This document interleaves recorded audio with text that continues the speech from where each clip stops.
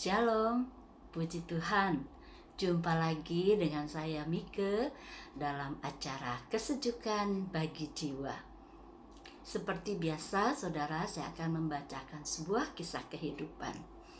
Ya, kisah itu ditulis oleh beberapa penulis, penceramah, dan tokoh Kristiani, di mana kisah-kisah ini yang saya bacakan bisa menggugah, menghibur, menyentuh, menguatkan, dan memperkaya hidup kita di dalam Tuhan. Terlebih lagi akan menyejukkan jiwa kita. Tuhan, saya ajak kita berdoa. Bapa, terima kasih, kami bersyukur Tuhan, sampai hari ini kami masih merasakan kebaikan, kemurahan, anugerah Tuhan di hidup kami, sehingga kami boleh ada sebagaimana ada hari ini, semua karena anugerah, kasih dan kemurahan-Mu. Bapa yang baik, saat ini hamba akan kembali membacakan sebuah kisah kehidupan. Kau memberkati, biar kiranya kisah ini juga akan memberkati mereka yang mendengarnya. Dan juga Tuhan yang akan pimpin sepanjang acara kesejukan ini. Biarlah nama Tuhan saja dipermuliakan. Kami berdoa dan mengucap syukur. Haleluya. Amin.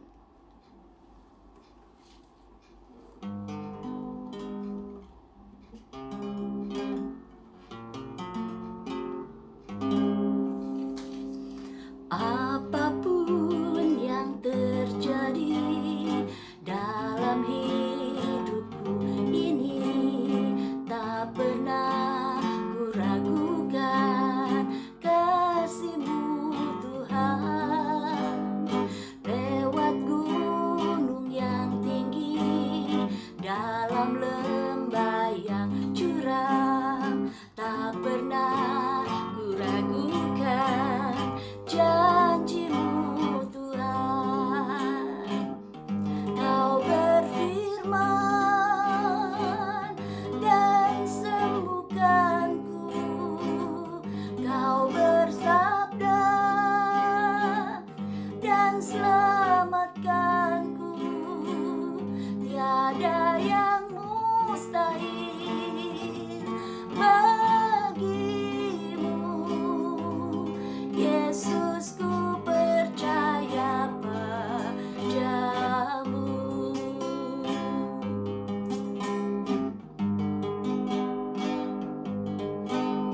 Apapun yang terjadi dalam hidupku ini, tak pernah ku ragukan kasih-Mu Tuhan. Lewat gunung yang tinggi, dalam lembah yang curam, tak pernah ku ragukan janji-Mu Tuhan. Kau berfirman dan sembuhkanku, Kau bersabda dan selamatkanku. Tiada yang mustahil bagi-Mu, Yesus, ku percaya padamu. Kau berfirman dan sembuhkanku, Kau bersabda dan selamatkanku. Tiada yang mustahil bagi-Mu, Yesus, ku percaya padamu. Tiada yang mustahil bagi-Mu, Yesus, ku percaya padamu. Tiada yang mustahil bagi-Mu, Yesus, ku percaya padamu.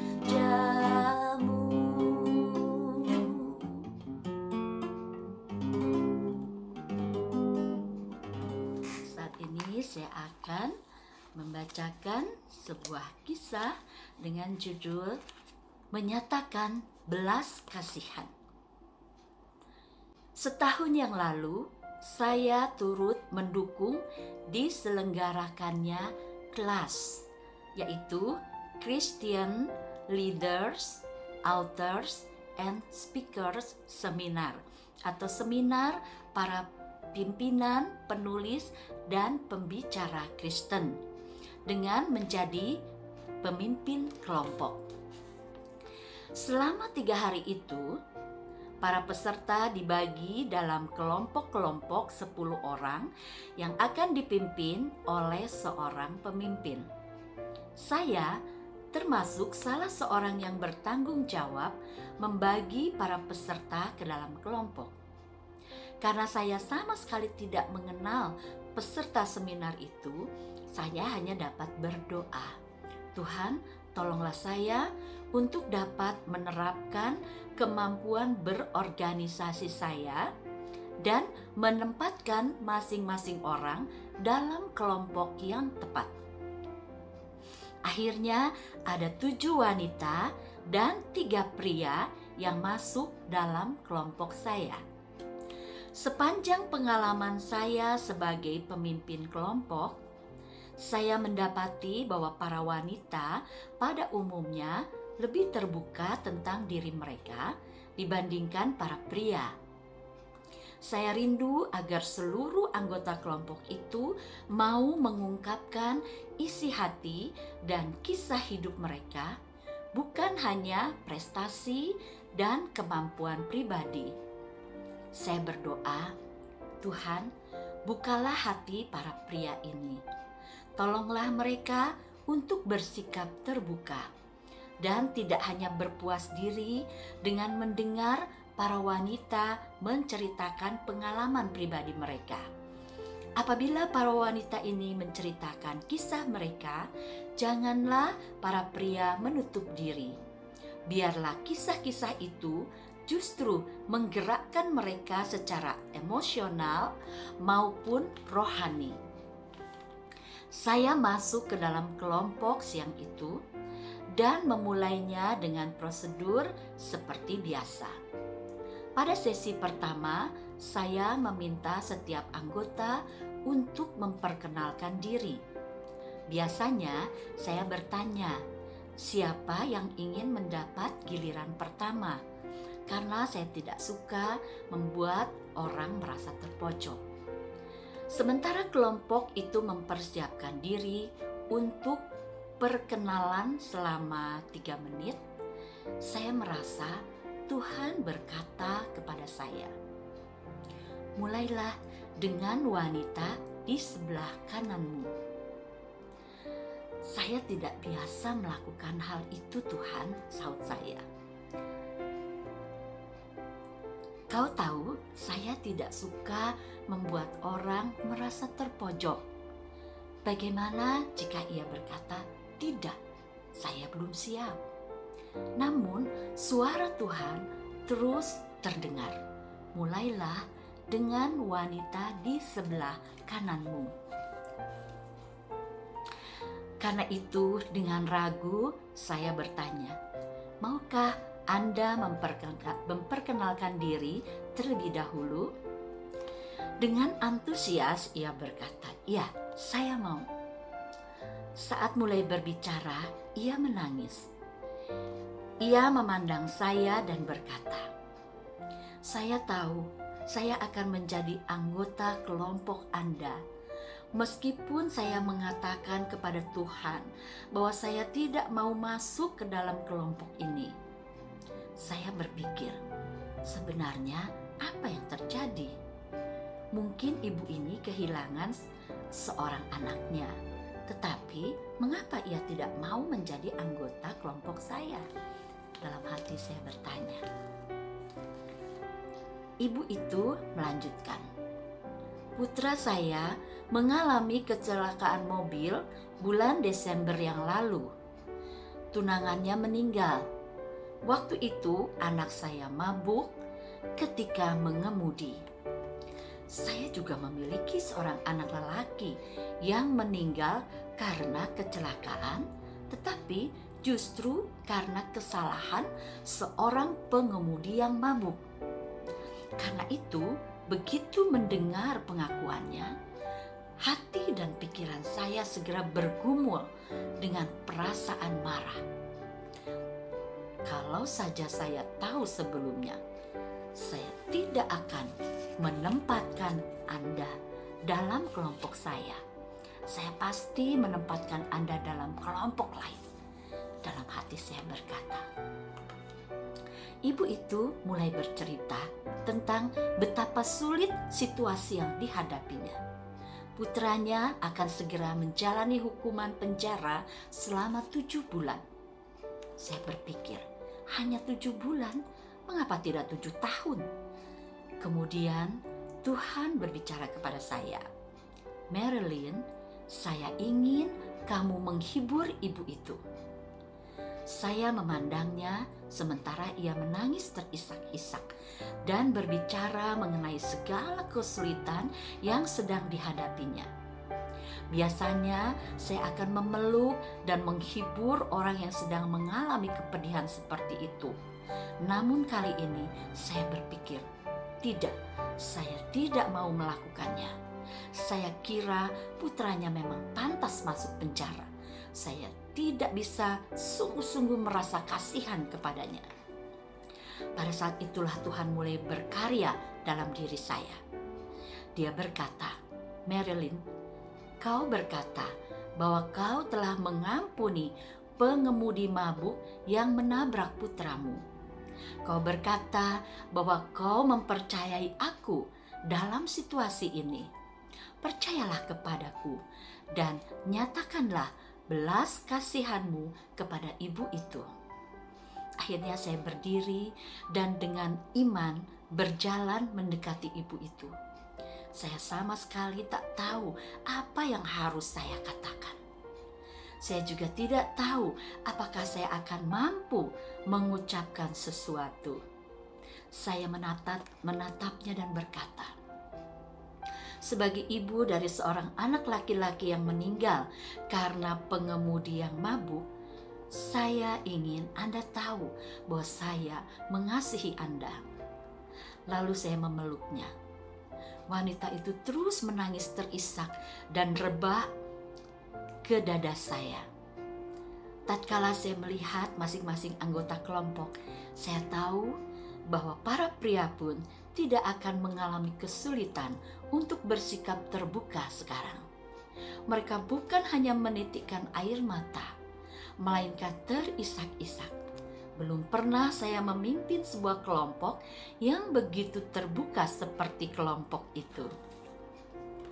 Ketika saya memberikan kesempatan kepada wanita terakhir dalam kelompok, ia berdiri dan berkata, saya tahu bahwa Allah akan menempatkan saya dalam kelompok Anda, dan saya memang ingin masuk dalam kelompok ini. Saya berasal dari Carrollton, Kentucky. Saya baru saja menolong beberapa keluarga. Semua jumlahnya 27 orang yang meninggal dalam kebakaran bis karena sang pengemudi mabuk. Saya telah melakukan apa saja yang dapat saya lakukan untuk memastikan agar pengemudi mabuk itu dimasukkan ke dalam penjara sepanjang sisa hidupnya. Namun hari ini Allah telah menunjukkan kepada saya bahwa selalu ada dua sisi pada setiap kisah. Ia mendekati ibu dari pengemudi mabuk tadi dan mereka saling berpelukan erat. Ketika pertemuan berakhir, saya berjalan keluar ruangan. Teman saya Floren memandang saya dan berkata, apakah kamu baik-baik saja? Saya menjawab, tidak. Ia berkata, apakah kamu ingin menceritakannya? Tidak. Saya lari ke kamar dan menangis. Tuhan, ini tidak adil. Engkau menempatkan saya dalam kedudukan yang sangat sulit. Tidak mungkin bagi saya untuk menunjukkan belas kasihan kepada ibu itu. Dengan lembut Tuhan menjawab, Marilyn, ada hal-hal tertentu dalam hidupmu yang perlu dibereskan. Kau perlu berbelas kasihan kepada ibu itu. Ibu itu adalah salah seorang anakku juga, dan ia sedang mengalami kepedihan hati sekarang.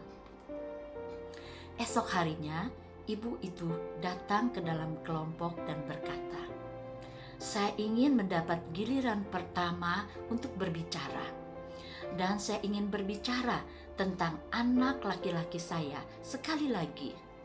Saya tahu ini tidak mudah bagi Anda, tapi maukah Anda mengizinkan saya untuk berbicara?" Saya menganggukkan kepala. Lalu ia berkata, "Saya ingin Anda semua tahu bahwa suami saya dan saya adalah orang Kristen yang telah dilahirkan kembali.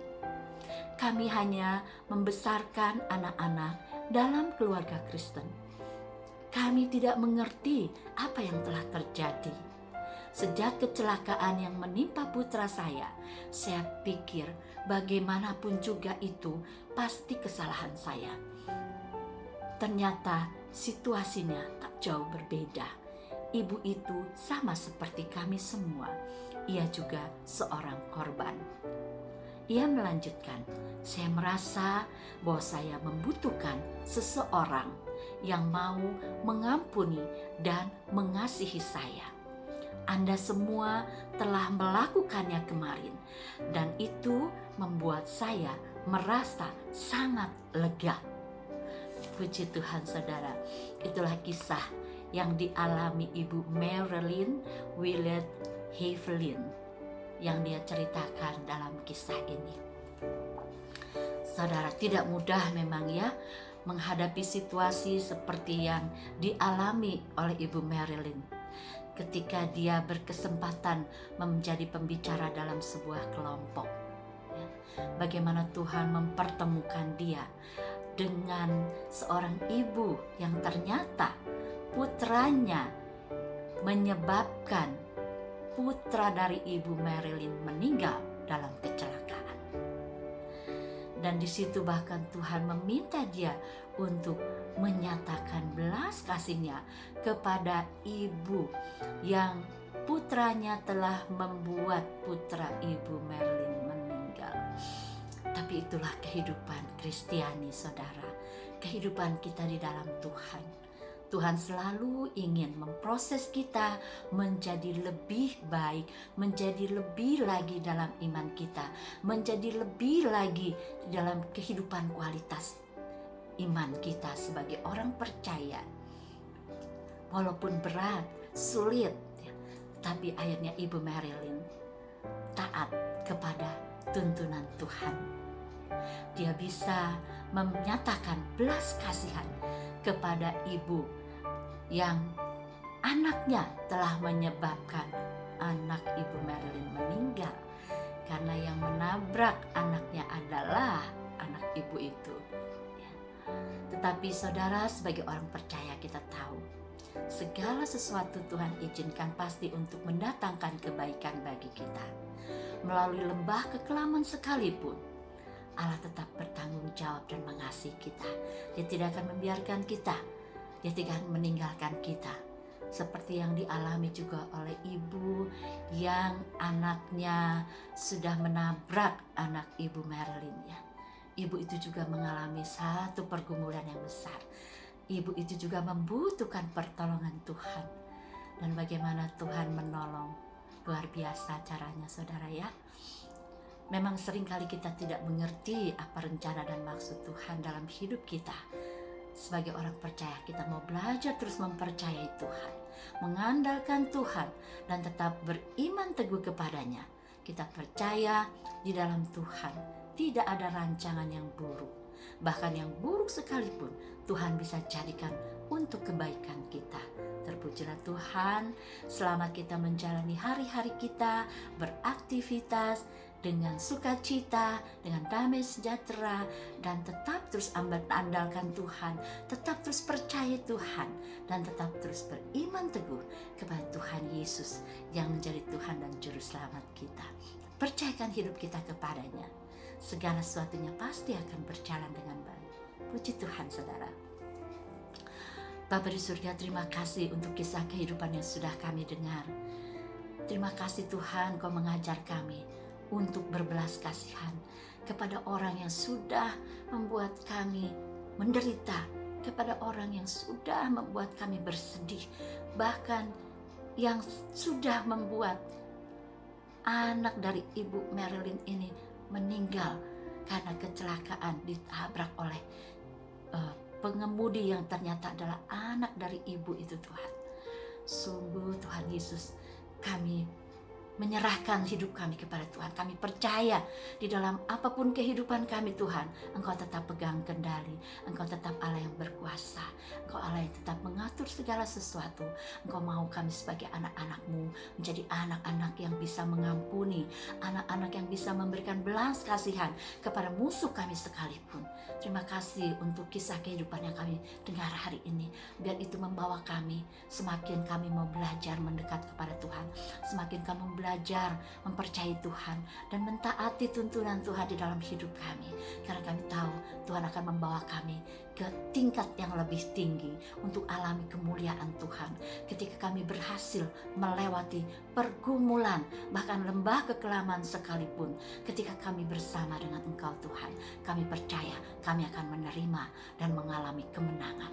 Terima kasih Bapa, biar kami bisa meneladani Ibu Marilyn dalam hal mengampuni dan berbelas kasihan kepada orang yang telah membuat hidupnya menderita.